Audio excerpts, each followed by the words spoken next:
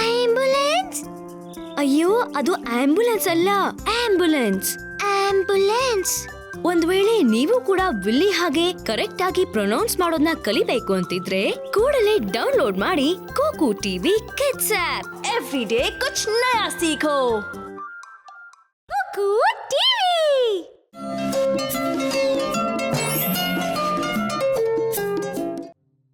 ಅಮ್ಮ ಅಮ್ಮ, ಬೆಕ್ಕು ತುಂಬಾ ಗಲೀಜಾಗಿರೋ ಪ್ರಾಣಿ.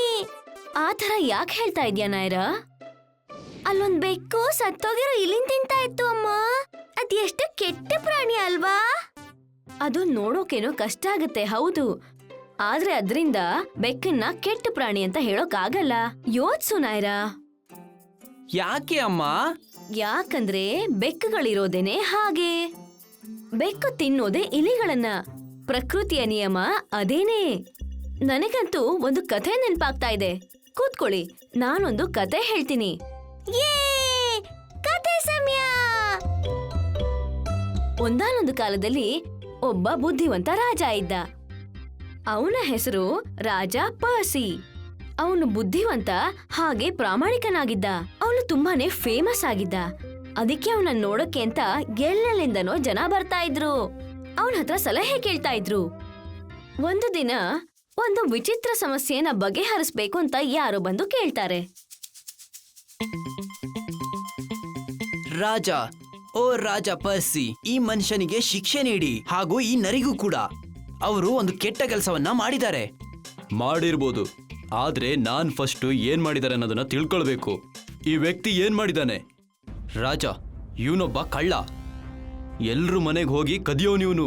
ನಿನ್ನೆ ಸಂಜೆ ಇವನನ್ನ ಹಿಡಿದ್ವಿ ಹಾಗೂ ಇಲ್ಲಿಗೆ ಕರ್ಕೊಂಬಂದ್ವಿ. ತುಂಬಾ ಕೆಟ್ಟದು. ಹಾಗೂ ಈ ಪ್ರಾಣಿ ಏನ್ ಮಾಡಿದೆ? ಇದೊಂದು ಬುಲ್ಕ್ ಮಹಾರಾಜ. ಇದು ತುಂಬಾ ಕೆಟ್ಟದನ್ನ ಮಾಡಿದೆ ಮಹಾರಾಜ. ನಿನ್ನೆ ರಾತ್ರಿ ಹಳ್ಳಿಗೆ ತೆರಳಿ ಅಲ್ಲಿಯ ಪ್ರಾಣಿಗಳ ಮೇಲೆ ದಾಳಿ ಮಾಡಿದೆ ಹಾಗೂ ಅದನ್ನ ಸಾಯಿಸಿ ತಿಂದಿದೆ. ಇದು ಪ್ರಾಣಿಗಳ ಮೇಲೆ ದಾಳಿ ಮಾಡುವಾಗ ನಾವು ಇದನ್ನ ಹಿಡಿದಿದ್ದೀವಿ. ಹಾಗಾದ್ರೆ ಇದು ಅಂಥದ್ದು ಏನ್ ಮಾಡಿದೆ ನೀವು ಹೇಳುವ ಪ್ರಕಾರ? ಹೌದು ಮಹಾರಾಜ, ಈ ವ್ಯಕ್ತಿ ಕೇವಲ ಒಬ್ಬ ಕಳ್ಳ. ಇವನು ಜನರಿಗೆ ತೊಂದರೆ ಕೊಟ್ಟಿಲ್ಲ. ಆದ್ರೆ ಈ ನರಿ ತುಂಬಾ ಕೆಟ್ಟದು. ಇದು ಕೆಲವು ಪ್ರಾಣಿಗಳನ್ನ ಸಾಯಿಸಿದೆ. ದಯವಿಟ್ಟು ಇವರಿಬ್ಬರಿಗೆ ತಕ್ಕ ಶಿಕ್ಷೆ ಕೊಡಿ ಮಹಾರಾಜ ಪರ್ಸಿ. ಸರಿ, ಹಾಗಾದ್ರೆ ನಾನು ಒಂದು ನಿರ್ಧಾರಕ್ಕೆ ಬಂದಿದ್ದೀನಿ. ಈ ಕಳ್ಳ ಪ್ರತಿ ಭಾನುವಾರ ಇಡೀ ಅರಮನೆಯನ್ನ ಸ್ವಚ್ಛಗೊಳಿಸಬೇಕು 1 ವರ್ಷಗಳ ತನಕ. ಹಾಗೂ ನರಿನ ನಾನು ಬಿಟ್ಬಿಡ್ತೀನಿ. ಆದ್ರೆ ಮಹಾರಾಜ, ಓ ಮಹಾರಾಜ, ಇದು ಯಾವ ನ್ಯಾಯ? ನಾನು ಕೆಲವು ವಸ್ತುಗಳನ್ನ ಕದ್ದಿದ್ದೀನಿ, ನನಗೆ ಶಿಕ್ಷೆ ಕೊಟ್ರಿ, ಆದ್ರೆ ನರಿಗೆ ಹಾಗೆ ಬಿಟ್ರಿ. ಇಲ್ನೋಡು, ಅದು ಯಾಕೆ ಅಂದ್ರೆ ಕದಿಯೋದು ನಿನ್ನ ಹವ್ಯಾಸ. ಅದನ್ನ ನೀನು ಬಿಡಕ್ಕೂ ಆಗಲ್ಲ, ಮರೆಯಕ್ಕೂ ಆಗಲ್ಲ. ಆದ್ರೆ ನಿನಗೆ 2 ಅವಕಾಶ ಇತ್ತು, ಒಳ್ಳೆಯವನಾಗೋದಿಕ್ಕೆ, ಕೆಟ್ಟವನಾಗೋದಿಕ್ಕೆ. ಆದ್ರೆ ನರಿಗೆ ಯಾವುದೇ ರೀತಿಯ ಆಯ್ಕೆ ಇರಲಿಲ್ಲ. ಆದ್ರೆ ನರಿ ಪ್ರಾಣಿಗಳನ್ನ ಸಾಯಿಸಿನೇ ತಿನ್ಬೇಕು. ಅದೇ ಪ್ರಕೃತಿಯ ನಿಯಮ. ಅದಕ್ಕಾಗಿ ನೆಚ್ಚಿನ ಜನರೇ, ಪ್ರಕೃತಿಯ ನಿಯಮವನ್ನ ನಾವು ಎಂದಿಗೂ ಬದಲಾಯಿಸೋದಕ್ಕೆ ಆಗೋದಿಲ್ಲ.